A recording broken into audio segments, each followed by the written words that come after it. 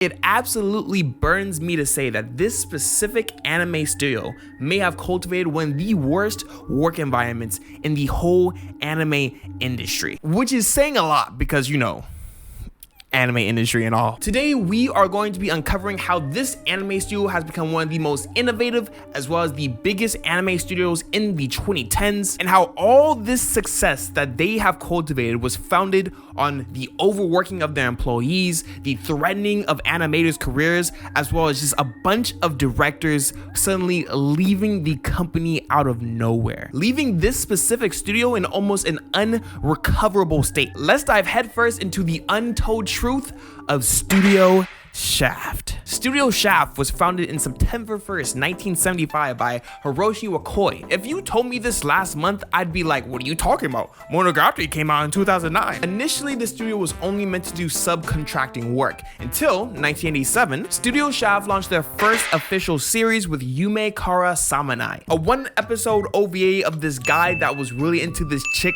but there was rumors that she was in a porno. If this was retitled in 2024, it'd probably be I've fallen madly in love with the OnlyFans model in our class. Oh, my bad. Reincarnated as a guy that fell madly in love. But during the 80s and 90s, the main purpose of Shaft wasn't to create their own anime, but to work with companies like Gainax, Radix, TNK. It wasn't really until 2004, almost 30 years after the creation of Studio Shaft, in where they started to release more of their own shows, and starting with Tsukuyomi Moon Phase. It's about this Japanese dude that goes to Germany to take pictures in this abandoned mansion. Then suddenly, while he's taking pictures in the mansion, this loli comes up to him in this white dress and cat ears and starts calling him Oni-chan. You're my big brother, Kohei. Oh, come on. You've got to be kidding me. I'm so sorry if you're not an anime fan.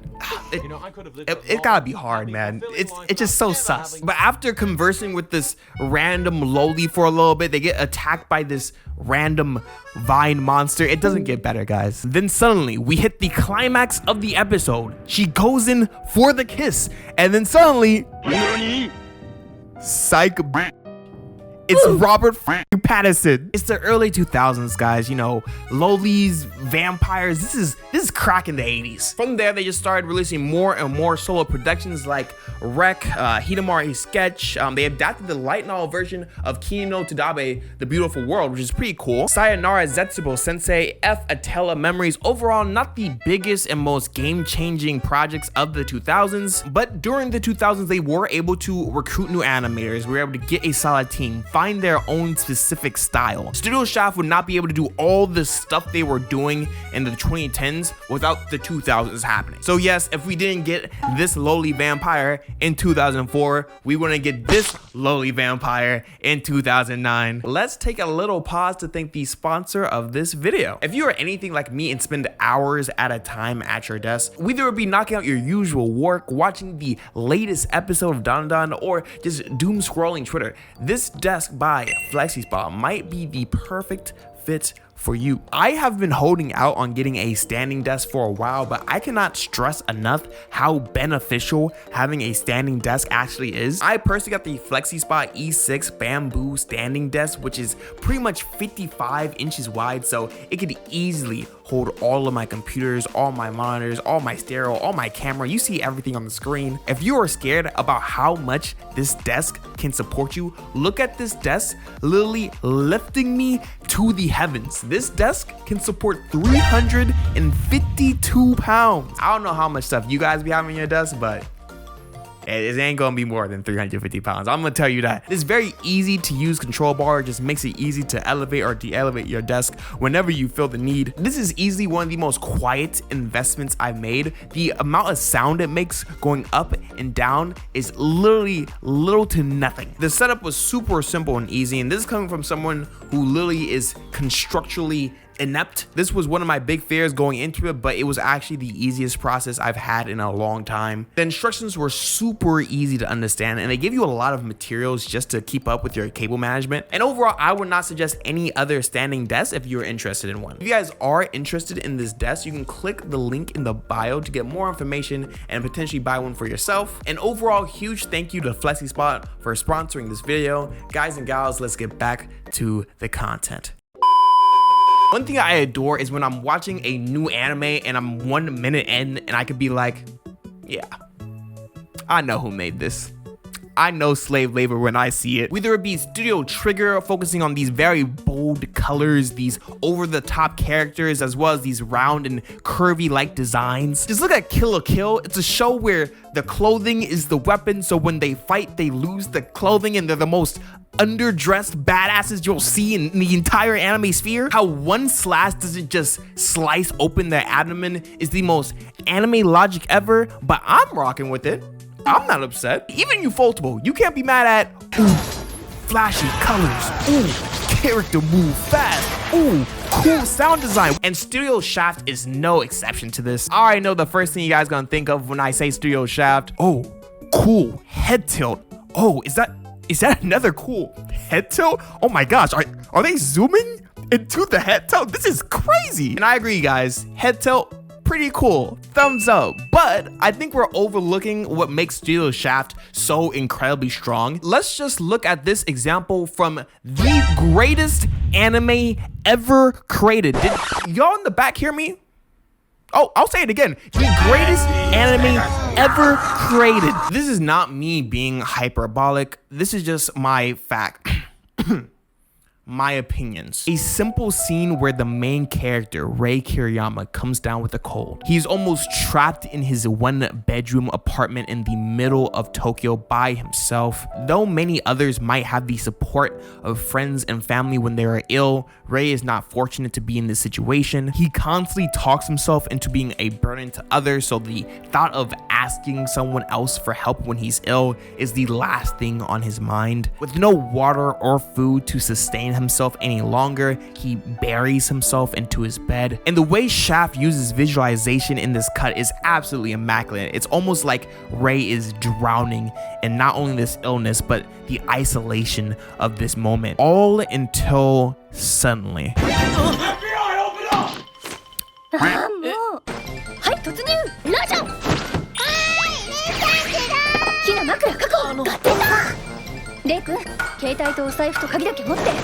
Hey, that's pretty good. Bright colors that literally overtake the entire backgrounds and the characters. I can't think of any other series that does this other than JoJo, where you get the super climactic moment and they just invert the colors and it goes crazy. These quick, concise, and ultra comedic cuts that just ramp up the atmosphere of this scene. And they slapped it with the goofiest soundtrack you can ever think of. They probably just gave them clown music and said like, hey, what can you do with this? The ability to create these tonal shifts at the blink of an eye is a characteristic that you'll see throughout all Shaft works. Whether it be the contrast of, oh, it's a cute magical girl anime, you know, it got a little like battle thing going on to it, but you know, it's pretty cool. It's the cutesy, they transform and stuff. Ah, it's nice. I was so wrong. I don't know what I was expecting. I thought I had high ratings for it being cool and cute, and I don't know. Or whether it be one of the hefty Monogatari dialogue scenes where it will go from ambiguous statements, psychological hypotheticals, text flashing on the screen randomly, and then, oh God. Guys, hey, my parents in the other room. Can we, son, what are you watching? No, mom, it's not what it looks like. This is, they were just talking about something deep like 2 seconds ago. While we're here, Monogatari series, because this is literally the biggest franchise Shaft has ever touched in all their projects that they've done, because they have like 11 of them. Something about a socially inept kudere / tsundere, a cat girl with just big bazookas, and this main character that would just thrive during a Diddy party. You can't tell me otherwise, guys. This dude is a freak. And though I may not favor this series as much as others, I cannot deny this is one of the most match made in heaven adaptations I've seen in anime. Whether it be how Studio Shaft adapts these huge war dumps into this vocally as well as visually creative sequence. When a lot of these climactic moments happen, Studio Shaft does a really good job in showing these bright, colorful, and almost innocent characters in the most ghastly and horrific states I've seen. If you haven't watched it, the only way I can describe it is if you combine a psychological romance anime with Deadpool. Yeah, I know it's a weird example, but this is the only way I can explain it. But with the gained popularity they had in the 2010s, they were able to release a bunch of their most coveted and favorite series. Madoka Magica, a series that they do not want to let go of. We don't care about the movies, homie. Nisekoi, the ham that could have been the GOAT if the author did not want to blue ball their audience every single episode. Makaku City Actors, literally underrated. If you haven't watched, watch it. That's all I have to say. Literally the best anime of all time. How many times do I have to say it? Have you guys not watched it? Still, come on, watch the show. And other favorite works like the Fireworks movie that is this visual masterpiece, Denpa Onna to Sesshoun Otoko, which I haven't watched, but I've seen cool cuts from, Arakara Under the Bridge, as well as Sora Demo. But despite this overwhelming momentum coming from the 2010s, Studio Shaft was only able to release 9 projects in the last 6 years. And these 9 projects are not even like, they're trash. I was trying to think of a way to say it, but they're really, really bad. Almost all of these series were poorly received, except for the Monogatari one, because, you know, glaze, Krispy Kreme, I got you. To find the answer to this, we have to go back to 2017 and 2018 to see why a wave of animators from Studio Shaft just suddenly started to leave. There's one anime that came out in 2018 that is directly correlated to the downfall of Studio Shaft, and it's not what you think. To start looking at the downfall of Studio Shaft, we have to take a look back to season 1 of Fire Force. Yo, what is this dude talking about? Yeah, I know it's weird. They're not the same. Monogatari, Fire Force, 2 different series. I get it. Fire Force's explosive animation as well as the generational animation sequences do deserve praise from David Productions, obviously, but we have to look at 2 key individuals that actually had a huge influence on Fire Force's success. And the first person to look at is none other than the main director of Fire Force, Yuki Yase, a director that was with Studio Shaft for almost a decade. Yase was the director behind some huge Studio Shaft projects with Monogatari Season 2, Makaku City Actors, Kabikuri Cycle, Hidamari Sketch Sai, and Hero Graduation. So literally a Shaft member through and through until 2017. This is the year that he randomly went off to go to David Productions to work on Fire Force and then eventually Undead Unluck. It's not overly rare to see directors leave a company, but for the most part when they do, it's to start their own separate animation studio. Not usually to do the exact same job, but at a different corporation. I know that's what Americans do all the time, so it might sound a little weird. I'm gonna be honest. It's the equivalent to if Deku was working at McDonald's for 10 years to suddenly just move over to Burger King to work the same exact job there. I'm sorry, Deku, I had to do you like that. I'm sorry, it's just too easy. It's an easy dunk. But hold on, let's look at the other key individual with Kosuke Matanaga. This was Fire Force's animation producer and the individual that actually onboarded Yase into the role of director. How was he able to get Yuki Yase from Shaft onto a David production work? Well, because they both previously worked at Shaft. And surprisingly enough, they both left around the same time. Yeah, guys, get your monocles on, play that Death Note music in the back. Things are getting sticky. He worked on both Monogatari Season 2 and Makaku City Actors alongside Yuki Yase in the past. He worked on quite literally the greatest show of all mankind, but only transition to a Fire Force project and then to work on Undead Unluck. And because he was the main producer for Fire Force, he onboarded more of his old team onto Fire Force. All of these individuals never went back to Shaft. But when this news broke, a lot of people were not surprised because there was also another wave of animators that also left during this time as well. Naoki Tatsuya, the director of Nisekoi as well as Kafuku Graffiti, also left Studio Shaft. We also have Nobuyuki Takeuchi, who directed the Fireworks film. It also seems like he had a lot of influence on the production and art design of the Monogatari series. In Takeuchi's case might be a little different because it seems like he was more of a freelance animator, but ever since 2017, he has not worked on a single Studio Shaft project. Ryo Imamura worked on Monogatari, Madoka Magica, and Nisekoi. And look at the talent that they're losing. Look at this Osumatsu cut. This is extravagant. Even look at these illustrations from Daiki Kono.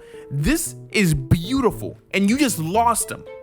for what? So it's no wonder why this studio has not been able to produce any decent anime since 2018. So this heavily begs the question, what was going on in Studio Shaft during the 2010s? What could be so alarming in an animation studio that would literally drive some of the biggest names in the anime industry to just up and leave your franchise? For a while, there was nothing that we can point to prove why, until one single individual spoke up this year. In May of 2024, Hiroto Nagata breaks down on Twitter talking about his horrific experience working at Studio Shaft. And before going into these statements, this is someone who is highly talented in the industry. Just look at these cuts on the screen.